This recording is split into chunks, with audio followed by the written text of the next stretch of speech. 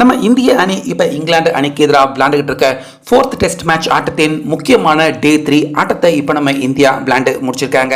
இப்படி இருக்க இன்னைக்கு இங்கிலாந்து அணி அவங்களுடைய இரண்டாவது இன்னிங்ஸை துவங்கினாங்க. நம்ம அஸ்வின் அவர் போட்ட வினோதமான பால் விழுந்த ஹேட்ரிக்கான வாய்ப்பு.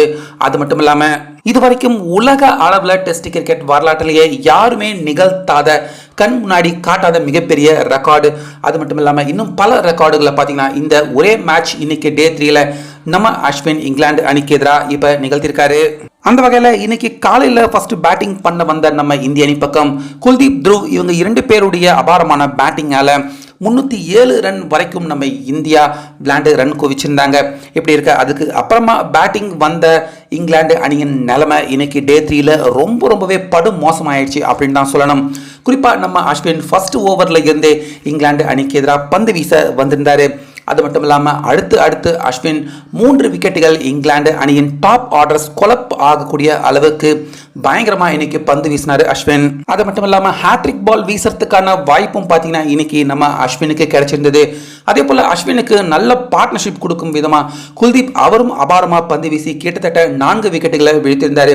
இப்படி இருக்க கடைசி 2 விக்கெட்டை வீழ்த்த தடுமாறின நம்ம இந்திய அணிக்கு சரியா 54வது ஓவரில் பந்து போட்ட அஸ்வின் அந்த ஒரே ஓவரில் 2 விக்கெட்டையும் வீழ்த்தி டெஸ்ட் கிரிக்கெட் ஆட்டத்தில் 35வது முறையாக 5 விக்கெட்ஸ் ஹாலை எடுத்த பிளேயர் அப்படிங்கிற ரெக்கார்டை நம்ம அஸ்வின் நிகழ்த்திருக்காரு.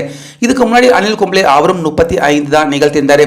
இப்போ கரண்ட்ல ஆக்டிவாக இருக்கிற பிளேயர் மூலயமா நம்ம அஸ்வின் கும்ப்ளேவை கீழே தள்ளி 35வது முறையாக 5 விக்கெட்ஸ் ஹால் வீழ்த்திருக்காரு. அது மட்டும் இல்லாமல் நம்ம இந்திய மண்ணில் டெஸ்ட் ஆட்டங்களில் அதிக விக்கெட்டுகள் எடுத்த பிளேயர்களுக்கான பட்டியலையும் பார்த்தீங்கன்னா இப்போ 351 விக்கெட்டுகள் எடுத்து அதுலேயும் அனில் கும்ப்ளேவை பின்னுக்கு தள்ளி அஸ்வின் முதலாவது இடத்துல இருக்காரு. இது எல்லாத்தை விட உலக அளவில் யாருமே நிகழ்த்தாத மிகப்பெரிய ரெக்கார்ட் பிரேக்கையும் நிகழ்த்தியிருக்காரு அஸ்வின்.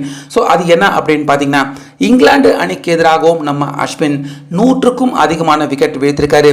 அதே போல ஆஸ்திரேலியா அணிக்கு எதிராகவும் நம்ம அஸ்வின் 100க்கும் அதிகமான விக்கெட்டை வீழ்த்திருக்காரு. இப்படி ஒரே பிளேயர் இந்த 2 அணிகளுக்கும் எதிராக டெஸ்ட் ஆட்டங்களில் 100க்கும் அதிகமான விக்கெட் வீழ்த்தினது கிடையாது. அந்த ரெக்கார்டை உலக அளவில் ஒரே மனிதனா நம்ம அஸ்வின் நிகழ்த்தியிருக்காரு. இப்படி இருக்க தடுமாற்றத்தோட பேட்டிங் பண்ண இங்கிலாந்து அணி கடைசியா 145 ரன்னுக்கு 10 விக்கெட்டையும் இழந்து கடைசியா 191 ரன் வெற்றியின் டார்கெட்டா நம்ம இந்திய அணிக்கு இங்கிலாந்து இப்ப நிர்ணயிச்சிருக்காங்க. அது மட்டும் இல்லாம அடுத்ததா பேட்டிங்க்கு வந்த நம்ம இந்திய அணி பாத்தீங்கன்னா 8 ஓவர் விளையாண்டு 40 ரன்கள் எடுத்து விக்கெட் இழக்காம இருக்காங்க. ஸோ அதனால இந்த ஆட்டத்தில் நம்ம இந்திய அணியின் வெற்றி பாத்தீங்கன்னா இப்ப ஏறக்குறைய உறுதி செய்யப்பட்ட ஒன்னாக நம்ம அஸ்வின் அவரால் மாறி இருக்கு.